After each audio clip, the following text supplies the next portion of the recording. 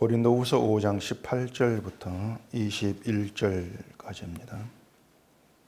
모든 것이 하나님께로서 났으며 그가 그리스도로 말미암아 우리를 자기와 화목하게 하시고 또 우리에게 화목하게 하는 직분을 주셨으니 곧 하나님께서 그리스도 안에 계시사 세상을 자기와 화목하게 하시며 그들의 죄를 그들에게 돌리지 아니하시고 화목하게 하는 말씀을 우리에게 부탁하셨느니라. 그러므로 우리가 그리스도를 대신하여 사신이 되어 하나님이 우리를 통하여 너희를 권면하시는 것 같이 그리스도를 대신하여 간청하노니 너희는 하나님과 화목하라.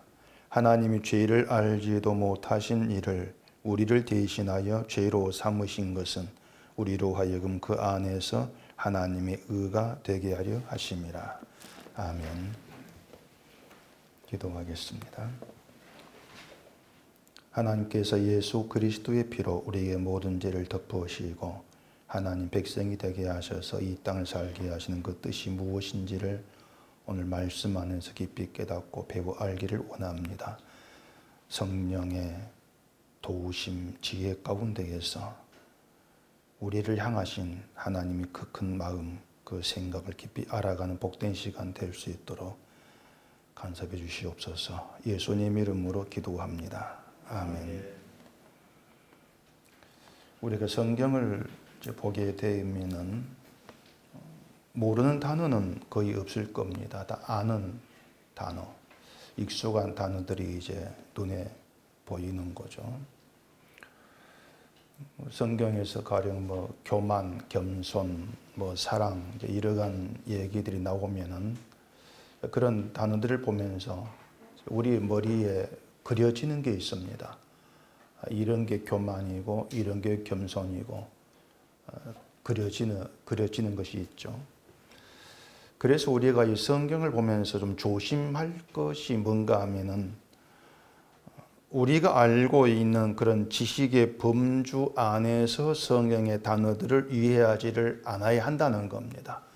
이건 여러분이 늘 좀 조심해야 될 문제인데, 물론 조심한다고 해서 되어지는 건 문제는 아니겠지만, 그래도 여러분들이 좀 최소한이라도 알고 계셔야 되는 것은 우리가 아는 단어, 우리에게 익숙한 단어라고 해서 우리가 알고 있는 그 의미로 사용되는 것은 아니라는 겁니다.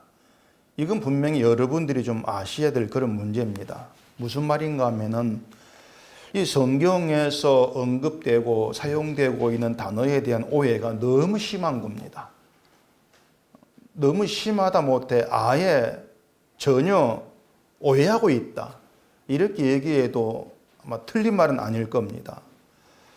이처럼 단어에 대한 오해가 이제 깊기 때문에 이 성경의 내용이 바르게 해석되기란 애당초 기대할 수 없는 그런 얘기가 되어버리는 것이죠. 제가 몇 년 전에 믿음을 주제로 이제 설교를 했죠. 설교하면서 우리가 잘 알고 있는 그런 성경의 단어들을 믿음의 시각에서 어떻게 해석돼야 되는가, 이러한 것들을 이제 좀 많이 다루었던 그런 적이 있습니다. 왜냐하면 성경을 바르게 이해하기 위해서 무엇보다 필요한 것은 이 성경에 등장하고 있는, 언급되고 있는 그 단어에 대한 이해가 제대로 되어야 됩니다. 이게 정말 급선무거든요. 근데 지금의 교회들을 보면은 성경의 단어들을 말씀드린 것처럼 자기의 지식의 범주 안에서 내가 이해하고 있고 내가 알고 있는 그 지식틀 안에서 이제 우리가 이해를 하고 해석해 버리기 때문에 그 성경 해석이 전혀 다른 방향으로 흘러가 버리는 그런 결과를 초래하게 되어진다는 겁니다.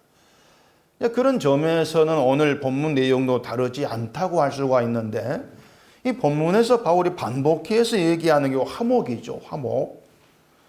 이 화목이란 단어, 화목이라는 이 말을 우리가 보면서 우리의 머리에 쉽게 떠올리는, 그려지는 것은 사이좋은 인간관계입니다. 화목 그러면 사이좋은 인간관계. 우리는 그걸 생각할 수밖에 없는 것이죠. 그게 우리의 틀이니까 다툼이 없고 서로 사랑하고 서로 도와주고 이제 그런 관계를 상상을 하게 되는 거예요. 이게 우리가 알고 있는 화목의 의미의 전부라고 할 수가 있을 거란 말입니다. 그리고 이런 화목의 관계를 위해서는 이제 우리에게 좋은 성격이 좀 필요하고 또 좋은 성품들 이런 게 필요하다. 그런 생각도 할 수가 있는 것이죠. 그렇기 때문에 좋은 성격, 좋은 성품 이것이 화목을 이루는 것이고 그게 믿음이 있는 신자다움이고 또 성령을 받고 거듭나고 성화된다면은 그렇게 성격이나 성품이 좋은 쪽으로 개선돼야 되고 또 이런 생각들을 하게 되어지는 거예요. 그러다 보니까 믿음 좋은 교회는 화목한 교회가 되는 것이고 또 믿음의 가정은 화목한 가정이 돼야 되는 것이고 다들 그런 쪽으로 생각이 흘러가지 않습니까? 그래서 이 교회 이름이 화목한 교회가 굉장히 많아요. 화목한 교회. 그래 놓고 싸우죠. 교회라고 하는 것이. 우리는 누구라도 이 화목이란 단어에 대해서 그렇게 우리는 이해하게 되고 받아들일 수밖에 없는 겁니다. 그게 우리가 배워왔던 내용들이니까. 근데 화목을 이제 그런 의미로 우리가 이해를 하게 되어지면은 이 바울이 말한 화목을 어떻게 해석될까 하는 것은 이 뻔한 일이에요. 자, 18절을 보십시다.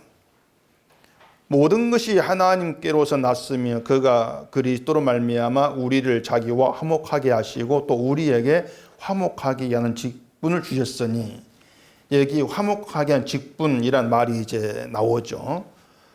이걸 어떻게 이해할지는 아마 여러분도 뭐 짐작은 될 겁니다. 화목하게 한 직분, 다툼이 있고 분란이 있는 곳에 평화가 있게 하는 거, 화해를 시키고 평화를 만들어내는 거, 이게 신자에게 주어진 직분. 그런 식으로들 이해를 이제 하는 것이죠.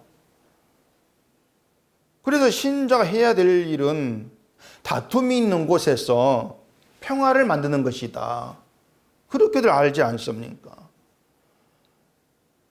마태복음 5장 9절에서도 화평케 하는 복이 있다. 이렇게 예수님께서 말씀하셨는데 예수님의 이 말씀도 화목하게 한 직분과 같은 의미로 이제 받아들이는 겁니다. 화목, 화평. 같은 의미로 일하기 때문에 분란이 있는 곳에 화평을 이루는 거, 화목을 이루는 거. 이게 신자의 일이고 하나님의 아들다운 모습이다. 그렇게 해석이 되어지는 것이죠. 또 어떤 사람은 화목하게 한 직분을 전도의 사명으로 또 이제 연결해서 말하기도 합니다. 하나님을 믿지 않는 것을 하나님과 불화한 거 이렇게 이제 보면서 하나님과 불화한, 하나님 믿지 않는 그들을 전도해서 하나님 믿게 하는 것이 하나님과 화목하게 만드는 것이다. 그렇게 또 해석을 해요. 뭔가 그럴듯한 해석이라 생각되지 않습니까? 분명히 하나님 믿지 않는 건 하나님과 불화하는 거. 그래서 믿지 않는 그들을 복음을 전해서 믿게 하면은 하나님과 화목하게 하는 것이니까 그런 화목을 이루어내는 것이 신자의 사명이다.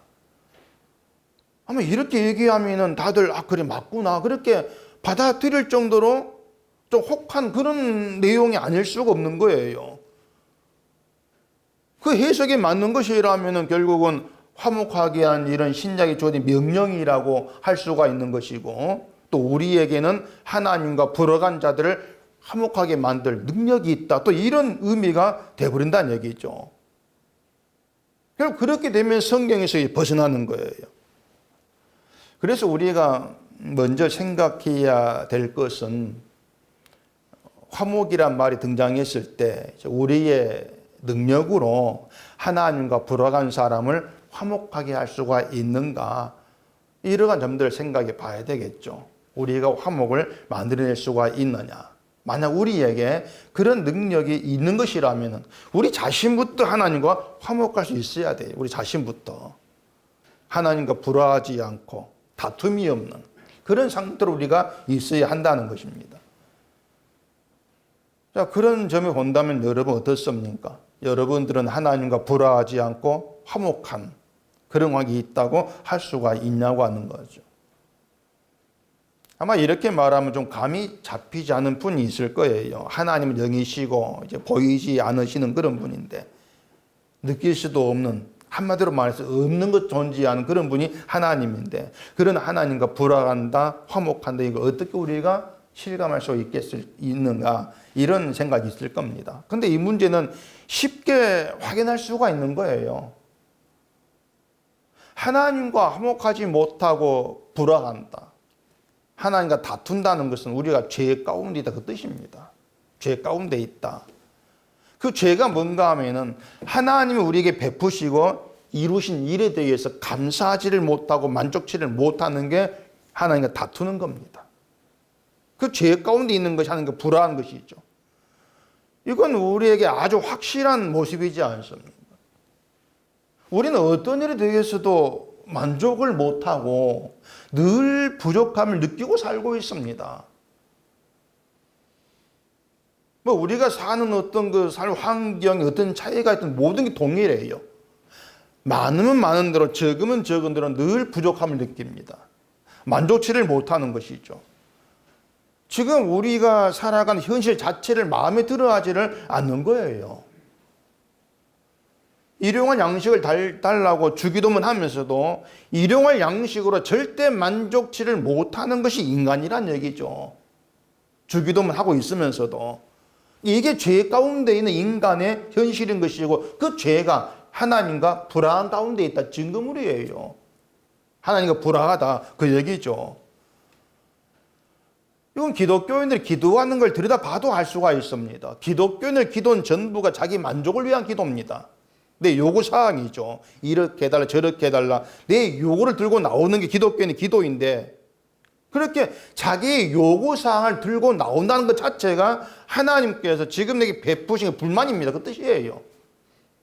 요구할 게 있다는 게 불만임 그 뜻이죠. 결국 하나님을 부르고 기도하면서 하나님 다투고 있는 것이죠. 자, 그러면 이렇게 하나님과 불화한 관계에 있는 이것을 우리 힘으로 개선하고 고쳐가지고 하나님과 화목한 그런 관계를 우리가 만들어낼 수 있느냐? 안 된단 말입니다. 끝까지 우리는 만족치를 못한 존재이니까. 우리 힘으로 하나님과 화목하게 되려면 우리가 죄를 이기고 해결을 해야 돼요. 우리 힘으로.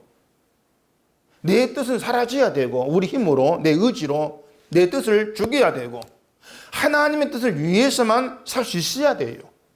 나란 존재에 대해서는 아예 마음에 사라져야 돼요.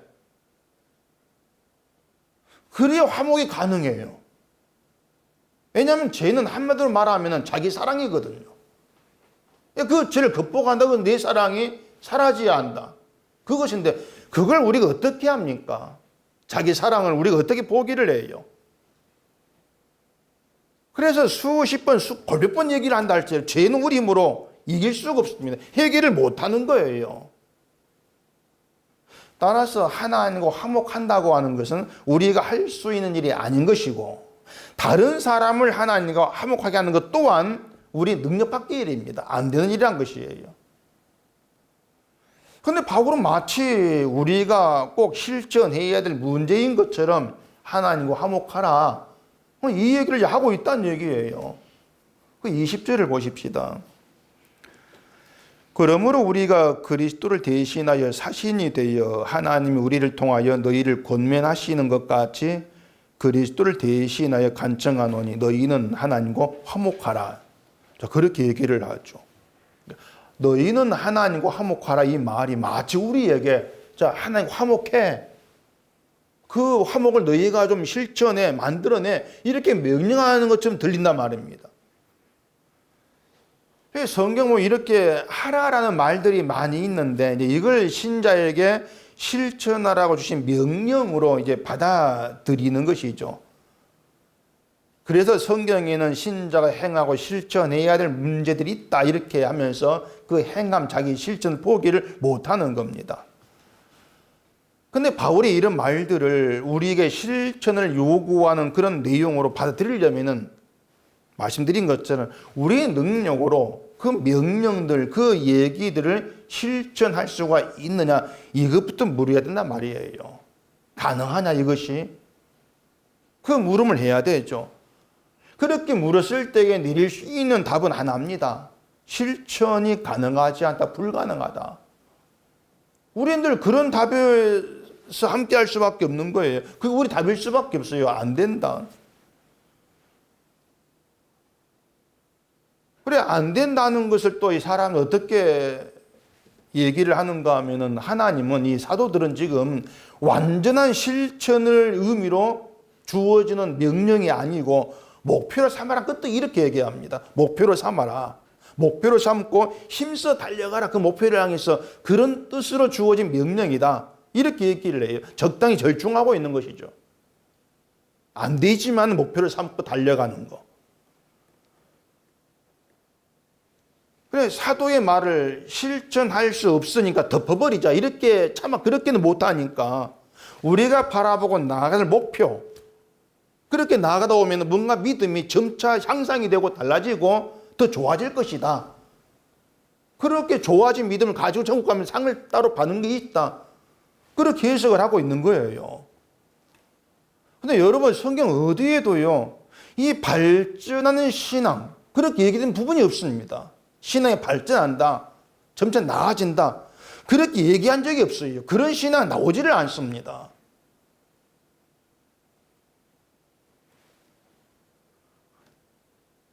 너희들 실력으로는 완벽한 신앙 안 된다는 걸 아는데, 다만 발전해가고 나아진 신앙이면 된다, 이렇게 하는 요구한 적이 없는 거예요. 결국에 신앙이 나아지지 않은 것도 인간의 욕망입니다. 욕망. 지금 내 신앙 모습, 내가 만족을 못하기 때문에 좀 더 나아지길 바라는 거죠. 점차 나아지길 바라는 것이고, 점차 나아지면 또 좀 복도 좀 더 받고, 또 천국 가면 상을 받지 않겠는가, 이런 인간의 욕망이 그런 나아진 신앙의 생각으로 흘러가는 것이고, 그게 하나님과 불화한 현장이 되는 거예요. 그러니까 믿음이 좀 더 나아지기를 바란다, 이것도 하나님과의 불화다, 그 말입니다. 결국 결론이 뭐냐 하면, 인간 자체가 하나님과 화목할 수 없는 존재, 그 뜻입니다. 그게 결론이에요. 아담 안에서 태어난 인간 자체가 하나님과 불화한 존재로 태어난 거죠. 그리고 이러한 인간됨은 도무지 바꿔지지 않습니다. 바꿀 수가 없는 겁니다. 지금은 하나님과 불화하지만 열심히 신앙생활하고 기도하고 성경을 보면은 하나님과 점차 화목한 관계가 되어진다, 그건 없는 거예요. 인간으로서는 영원토록 하나님과 불화할 수밖에 없다. 못 박으셔야 돼요. 그렇게 안 된 일이라는 거죠. 근데 이런 문제에 대해서 생각지 않고 내가 알고 있는 지식의 수준에서 이 바울의 말을 자꾸 이제 생각하기 때문에 교회 화목이란 말이 나오는 것이고, 분란이 있는 곳 화목을 만들어내는 게 신자의 사명이다, 이런 말도 나오는 것이고, 뭐 전도하는 게 하나님과 화목하게 만드는 것이다, 이런 인간 수준의 말이 자꾸 튀어나오게 되어지는 것이에요.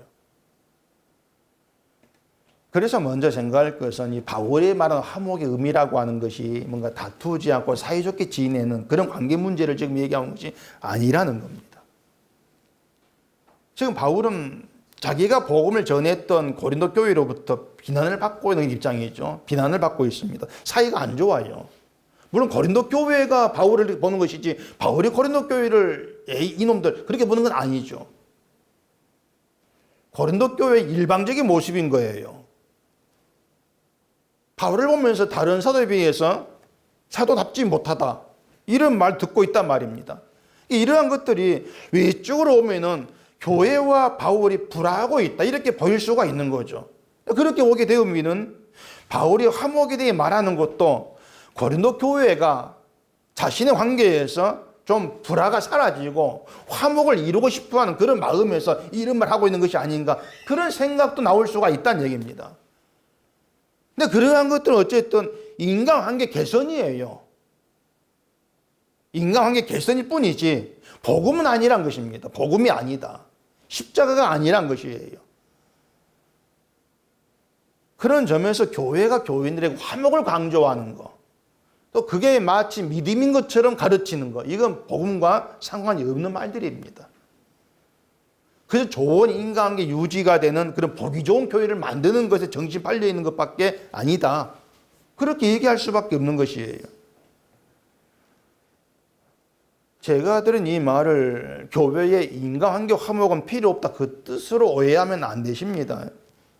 인간관계 화목이 필요 없다는 것이 아니고, 그게 복음이 되고 그게 믿음이 되고 그게 목표가 되면 안 된다는 겁니다. 그게 십자가 본질이 아니니까. 교인이 서로 화목하는 것이 필요 없다는 것이 아니라 그런 화목이 하늘 기쁘게 한다. 그 생각을 끊으라는 것이에요. 그런 인간끼리의 화목이 믿음의 증표라고 생각지를 마시라는 것이고 그게 신자 된 자가 이루어야 될 믿음의 모습이다. 그런 생각으로 받지를 마시라는 얘기입니다. 인간은 다투게 되어 있는 것이고 서로 판단하고 비난하게 되어 있다. 이걸 염두에 두고서 화목이란 말을 생각해 보자고 하는 거죠.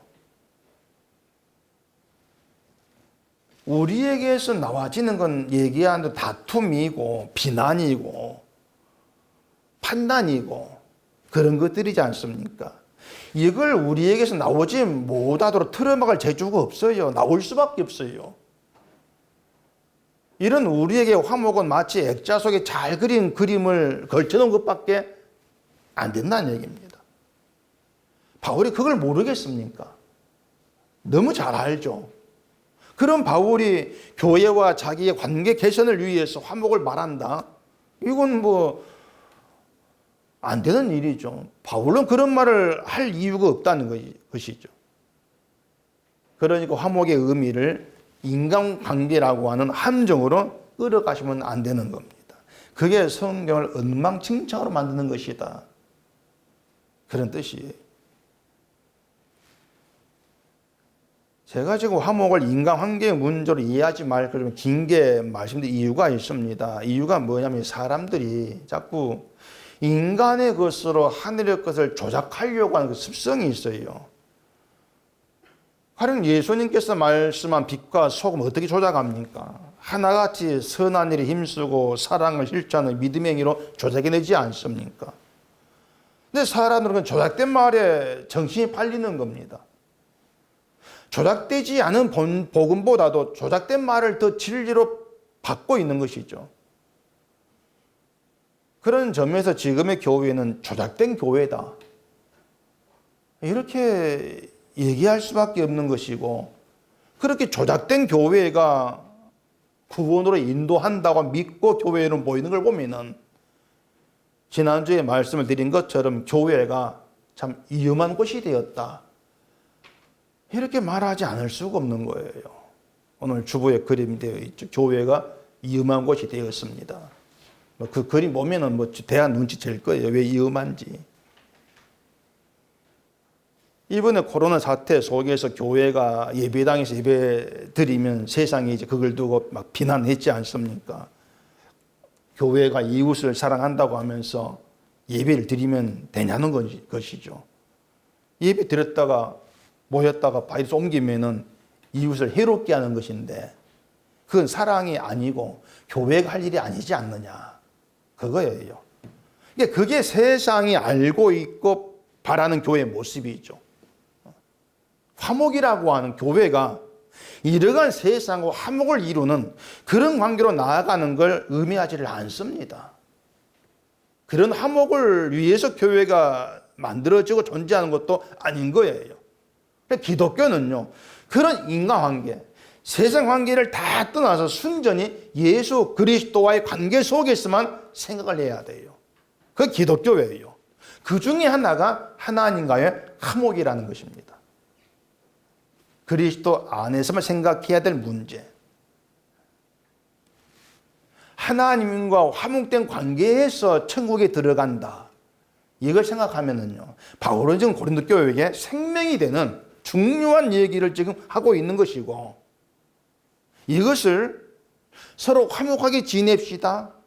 다툼이 있는 곳에 화목을 있게 합시다. 이러한 뜻으로 바꾸어 말하는 것은 생명의 말을 죽음의 말로 바꾸어버리는 악행이 되는 거예요.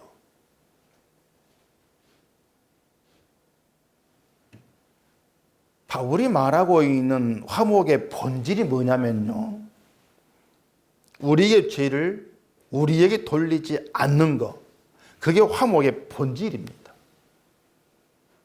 19절을 보십시다. 곧 하나님께서 그리스도 안에 계시사 세상을 자기와 화목하게 하시며 그들의 죄를 그들에게 돌리지 아니하시고 화목하게 하는 말씀을 우리에게 부탁하셨느니라. 자, 그들의 죄를 그들에게 돌리지 않으셨다고 하죠. 누구에게 돌렸습니까?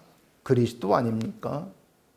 우리의 죄를 그리스도에게 돌리신 거예요. 우리의 모든 죄를 티끌 하나도 남기지 않고 예수 그리스도께로 모두 돌려버린 겁니다. 이걸 두고 화목이라 그런 거예요.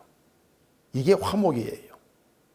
우리의 죄를 예수님에게로 다 돌려버리셨기 때문에 죄에 있는 우리는 죄 없는 자, 그런 선언 아래 놓이게 되어지는 것이고, 우리 죄를 대신해서 십자가 죽으신 예수 안에서 모두가 의인으로 여김받는 그런 입장에 함께 한다는 겁니다. 그 예수 그리스도 안에서 우리의 죄를 죽기로 돌리신 것 때문에 하나님 관계에도 죄 있는 자로 만든 것이 아니고 죄 없는 의인으로 하는 것과 관계하는 거예요. 그걸 화목이라 그러는 것이에요. 죄 없는 관계. 이걸 21절에서 또 이렇게 바울이 잘 설명을 합니다. 하나님이 죄를 알지도 못하신 이를 우리를 대신하여 죄로 삼으신 것은 우리로 하여금 그 안에서 하나님의 의가 되게 하려 하심이라. 죄를 알지 못하신 이를 우리를 대신해 죄로 삼으셨다. 이게 복음인 것이고요. 이 복음의 말씀을 사도가 부탁을 받았다는 겁니다.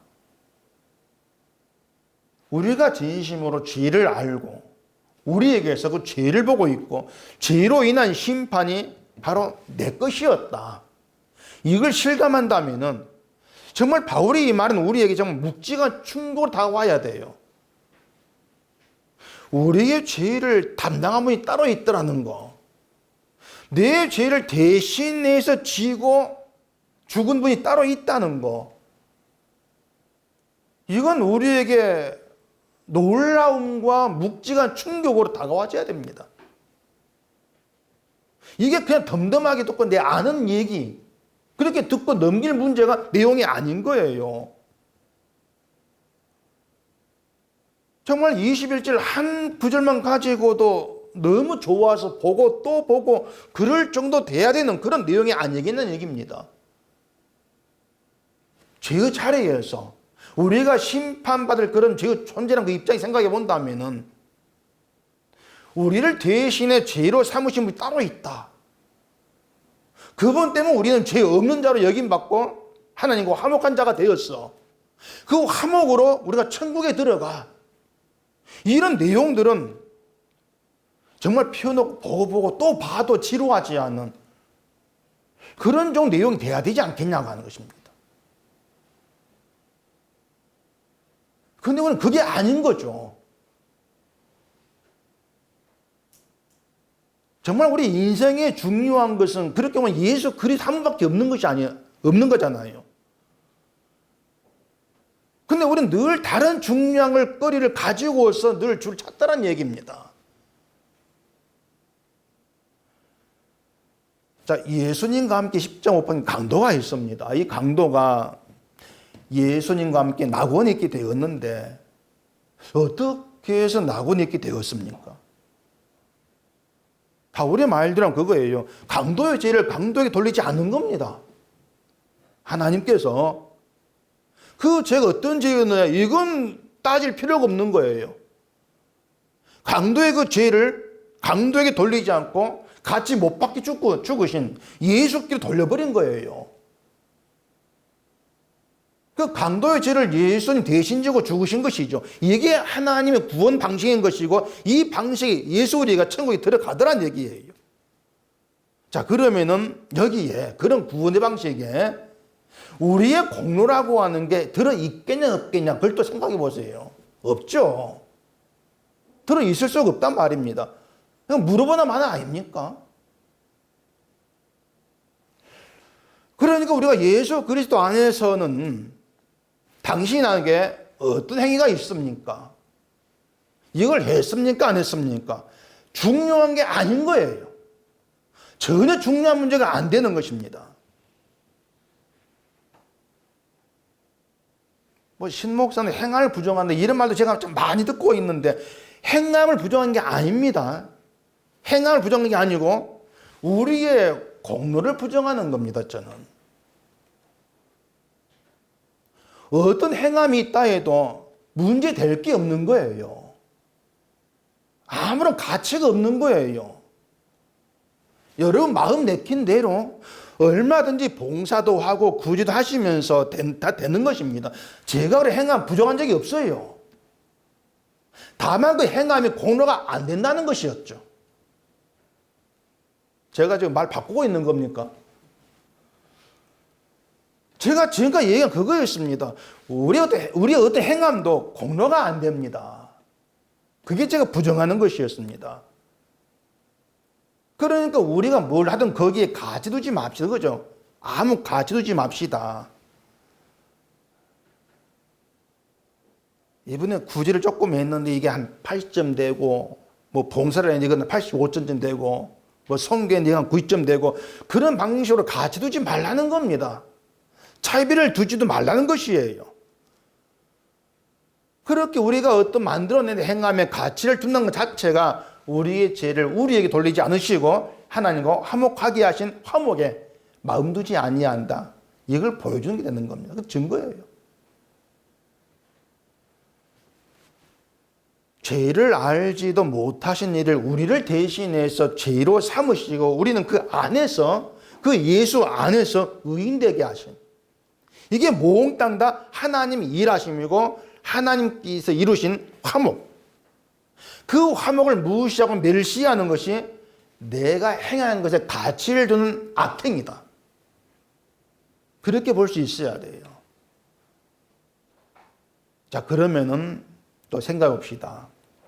교회에서 기독교인들이 저마다 내가 한 일에 가치를 두면서 그걸 내 공로로 삼으면서 함께 한다면 이제 어떤 사태가 벌어지겠냐고 하는 겁니다. 어떤 사태가 벌어질까요? 서로 실천하고 행한 것을 인정하고 하면서 잘했다고 칭찬해주고 그렇게 되어지겠습니까? 그렇게 안 됩니다. 인정해주고 칭찬해주고 높여주고 대접해주고 그런 게 아니고 비교하고 판단이 나오게 되는 겁니다. 여러분이 한번 잘 생각해 보세요. 교회로 이제 우리가 모이는데 교회로 모이는 우리가 서로를 어떤 시각으로 바라보는 것이 예수 그리스도 안에서 바라보는 십자가 시각이라고 할 수 있겠냐고 하는 겁니다. 자, 다시 생각해 보십시다. 하나님께서 죄로 알지 못하신 이를 우리를 대신해서 죄로 삼았다고 했습니다. 우리 모두에게 베풀어진 하나님의 은총의 사건이에요. 그래서 교회라고 하는 것은 모두가 똑같이 동일하게 하나님의 그와 같은 구원 방식에 의해서 하나님과 화목된 그 관계에 구원받은 자로 함께하고 있는 겁니다. 여기에 그 어떤 차별도 없습니다. 제가 그렇고 여러분이 그런 겁니다. 예수로 말미암은 내 죄를 예수님 대신 지신 것 때문에 하나님과 화목을 이루어진 그런 신자됨으로 지금 함께하고 있는 겁니다. 그럼 우리가 서로를 어떤 시각으로 바라봐야 되겠냐고 하는 겁니다. 믿음은 이렇게 돼야 되는데 당신 왜 이렇습니까? 질책이 나와지고 책망이 나와지고 판단이 나와지고 그런 건 아니지 않습니까? 외적으로 보이는 걸 가지고 판단하고 야단치는 그런 시각이 되어야 되겠냐고 하는 겁니다. 화목 안에서는 예수 그리스도 안에 있다면 그럴 수가 없다는 거예요. 그게 바울이 하는 말입니다. 그럴 수가 없다.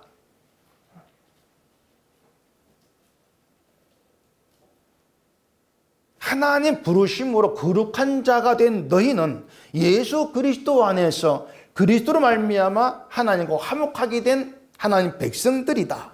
이 모든 일은 하나님께서 하나님의 고유의 방식으로 하나님만의 방식으로 우리에게 이루신 긍휼과 사랑의 행하십니다. 하나님 행하십니다. 그 얘기죠, 바울의 얘기는. 이처럼 그리스도 안에서 하나님과 화목하게 되었다고 하는 것이 신자인 우리가 뭔가 믿음이 대단한 사람이 된다거나 아무 약점이 없는 그런 자 된다, 이걸 의미하는 것이 아니라는 것이에요. 하나님과 화목하게 되었는데 인간은 그대로예요. 우리의 어떤 습성이나 우리의 버릇이나 우리의 어떤 본질 그대로입니다. 그대로인데, 인간은 그대로인데 일방적인 하나님의 국률과 사랑으로 그 모든 엄청난 사건들이 우리에게 이루어지고 우리가 예수 그리스도 안으로 부름받고 주 안에 있게 되어진 겁니다. 평소에 화를 잘 낸 성격이면 그 성격 그대로 예수에 있게 되어진 거예요. 그래서 자신이 누군가에 내가 어떠한 인간인가를 보면 볼수록 나 같은 자가 하나님과 화목하게 되었다는 것이 참 신기하다, 이렇게 느껴지는 겁니다. 신기한 사건 다가와지는 거예요. 나 같은 자가 하나님과 화목하게 되었고 천국 간다고? 그게 놀라운 신비스러운 일로 다가오는 거죠. 하나님과 화목하게 되었으니까 이제 화내지 말, 화목 이런 신자가 되자, 이것이 아니고요. 화를 내고 내지 않던 그런 것으로 믿음을 가지고 판단하는 것은 화목하게 하는 직분을 사는 게 아니라는 겁니다. 화목하게 하는 직분이라고 하는 건 예수 그리스도만 드러냅시다, 그겁니다. 그래서 그리스도로 말미암아 우리를 하나님과 화목하게 하셨다고 했을 때 그 화목에 담긴 말의 의미를 우리가 더 분명하게 이해할 수 있어야 되는 거예요. 인간에 빠져나와야 되는 것이죠. 그러면 고린도 교회가 바울에 대해 비난을 하고 사도직 의문을 품으면서 바울을 공격했던 것들이 의미하는 게 뭐겠습니까? 단지 사도, 형제를 비난하고 판단하는 게 나쁘다, 이런 차원의 말이 아닌 겁니다. 그런 의미였다면 바울은 야야 서로 비난하고 판 나쁜 거니 하지 마, 이렇게 얘기했겠죠. 근데 그런 얘기를 바울은 하지를 않아요. 화목을 끊으면서 하나님과 화목하라, 이렇게 얘기하고 있단 말입니다. 바울의 약점, 바울의 흠을 가지고 비난하고 무시하는 이것이 예수 그리스도 안에서 그들에게 되어진 일이 무엇인가 하는 것을 마음에 두지 않고 있는 거죠. 그걸 보지를 않고 있기 때문에 화목해라 하나님과, 이런 말을 하고 있는 거예요. 그러니까 바울을 비난했다는 것은 자기에 대해 생각지를 않고 있다는 거죠. 타인을 비난하고 판단하면서 내가 얼마나 부족하고 악한 자인가, 구원받을 수 없는 자인가를 잊어버리고 있는 겁니다. 그게 우리의 실패인 것이고 예수 그리스도 안에서 완성될 영광된 것을 무시하고 있는 그런 모습에 지나지를 않고 있는 거죠. 그래서 행함이 있어야 된다고 주장하는 사람들도 말은 이제 구원은 그리스도 공로로 받는다, 이렇게 얘기하죠. 구원은. 근데 어디에서 갈라지는가 하면은 구원은 예수의 공로로 되지만은 구원 이후에는 우리의 공로가 있어야 한다, 이렇게 갈라지는 겁니다. 구원 이후에는 우리 공이 있어야 돼. 천국의 상도, 공로에 따라 적절하게 받는 보상, 이렇게 생각하는 것이죠. 이런 것들이 뭔가 하면 구원을 자꾸 개인적인 것으로 이해하기 때문에 나타난 잘못된 것이에요. 한 사람 한 사람이 예수의 공로로 인해서 구원받는 것이고 구원 이후에 어떻게 살았는가를 한 사람 따져가지고 평가하고 상 주고 이렇게 생각하는 것이죠. 근데 그런 구원은 없는 겁니다. 그건 그리스도 밖에서 자기의 행함과 실천에 마음을 두고 생각하면서 판단하는 그런 시각이 지나지를 않고 있는 거예요. 19절에서 하나님은 어디에 계신다고 말합니까? 예수 그리스도 안에 계신다고 합니다. 하나님이. 그리스도 안에 계시사 세상을 자기와 화목하게 하신다, 이렇게 말하는데 그리스도 안에 계신다는 건 하나님이 그리스도를 보신다는 것이지 세상을 본다는 것은 아닌 거예요. 그리스도를 대신해서 죄로 삼으시고 십자가 피 흘려 죽으신 예수를 보시고 우리를 죄 없다 이렇게 여기신다고 하는 겁니다. 그래서 우리도 예수 그리스도 안에서 하나님이 누구신가를 알아야 되는 것이고 그리스도 안에서 서로를 볼 수 있어야 한다는 겁니다. 우리의 모든 것이 예수 그리스도로부터 온 것이고 예수로 말미암아 되어진 것이다. 이 사실을 잊지 말라는 거죠. 그게 하나님과 화목하라는 말이 의미가 되는 거예요. 바울이 화목하게 직분을 주셨다고 하고 또 화목하게 말씀을 우리에게 부탁하셨다 이렇게 얘기하고 또 그리스도를 대신하여 사신되었다고 이런 얘기를 하죠. 바울의 직분이 뭐냐면은 자기를 드러내는 게 아니라는 거예요.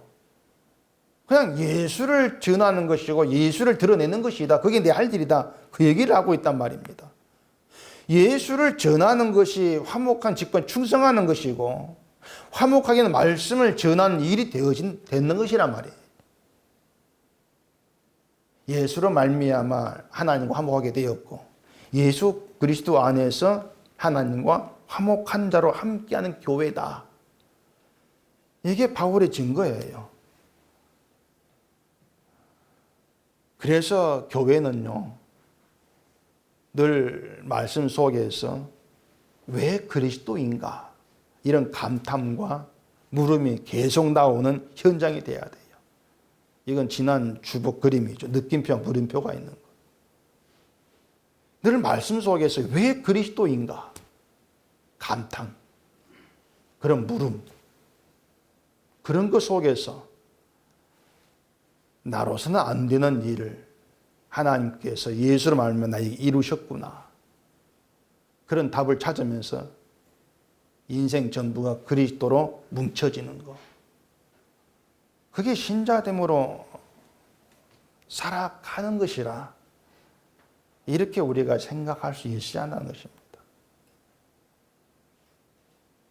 근데 우리가 교회로 자꾸 모이고 또 세상을 살아간 것들을 보면은 예수로 말미암아 하나님과 화목하게 하셨다. 이것이 마치 아무 효력이 없는 것처럼 되어진 것이 아닌가 그런 생각도 많이 듭니다. 고린도 교회가 그리스도가 누군가를 알고 또 그리스도가 효력이 되어서 함께하는 그런 관계에 있었다면은 그들에게 드러난 수많은 문제가 없었겠습니까?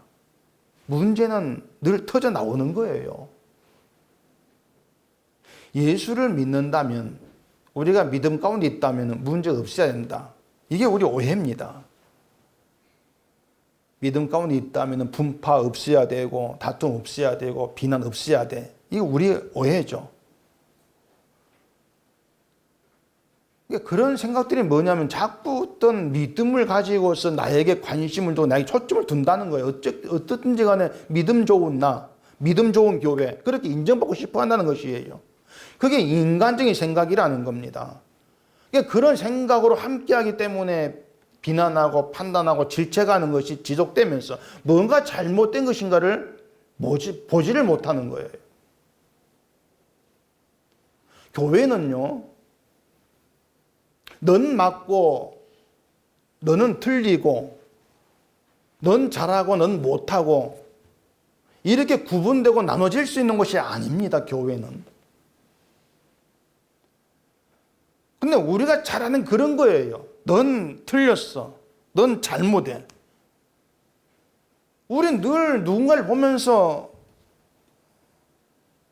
그걸 참 잘하죠.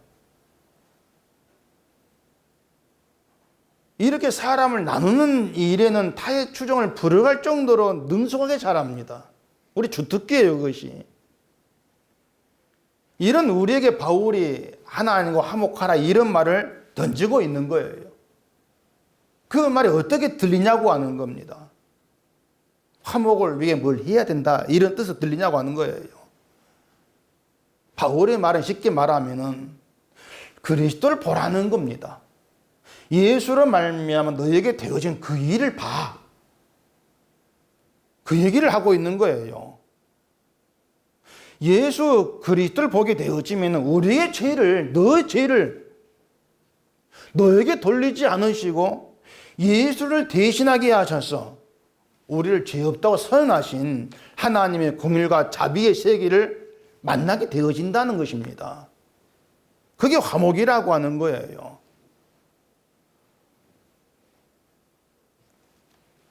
그런 하나님의 사랑과 자비 안에서 내가 저 사람 비난하고 판단하는 것이 아무런 효력이 없는 일이고, 오히려 그리스도 말미암은 하나님 화목을 멸시하는 것으로 나타내는 그런 일에 지나지를 아니하는 것을 보게 되어지는 거죠. 그래서 우리가 해야 되는 것은 문제가 있을 때 막 따지고 야단치고 질책하는 것으로 해결하는 것이 아니고, 우리가 다 함께 예수로 말미암아 용서받은 자로 예수 그리스도 안에 있다. 이 사실에 더 깊이 들어가는 것입니다. 예수 안에 있다. 우리를 예수 그리스도 안에 있게 하신 하나님의 긍휼하심과 자비하심은 이 땅 어떤 것보다도 큰 은총이다. 이 사실로 알아가는 거죠. 그래서 감사함 있게 되어지는 것이고, 점차 그 은총 우리 만족이 되면서 우리의 심령이 채워지는 걸 경험하고 배우고 감사한, 그게 성령 받은 신적 할 수 있는 일로 해야 될 일이에요. 그런 일을 하라고 성령이 우리 가운데 오셨단 말입니다. 우리의 능력으로 우리가 있을 수 있는 자리는 심판밖에 없습니다. 그런 우리가 예수로 말미암아 예수의 능력으로 용서라고 하는 그 자리에 있게 된 겁니다. 하나님과 화목한 세계로 들어오게 된 거예요. 이처럼 하나님 은총으로 화목의 자리에 있게 된 것인데, 우리가 드러내고 있는 것은 뭘까? 좀 고민해 봐야 될 문제가 아닐 수가 없는 겁니다. 난 예수의 은혜를 알고 하나님 은총으로 감사한다. 우린 그렇게 살지를 못해요. 그래서 늘 하나님께서 베푼 삶의 현장에서 예수를 바라볼 수밖에 없는 그런 자로 나와질 수밖에 없는 거예요. 주를 바라보게 되고, 하나님이 예수 안에 계시고 예수 안에서 내게 이루신 일이 무엇인가를 알게 되어지고, 그렇게 알았을 때에 누군가를 판단하고 비난하는 것이 아니고 함께 주를 자랑하는, 함께 예수의 그 피의 용서를 자랑하는 영광된 길로 함께 갑시다. 이렇게 되어지지 않겠냐고 하는 거죠. 그게 은혜인 거예요. 그런 주의 영광됨을 위해서 주를 높이는 그런 도구로 우리를 사용하시겠다고 부르신 것이고 교회로 모아 놓으신 것입니다.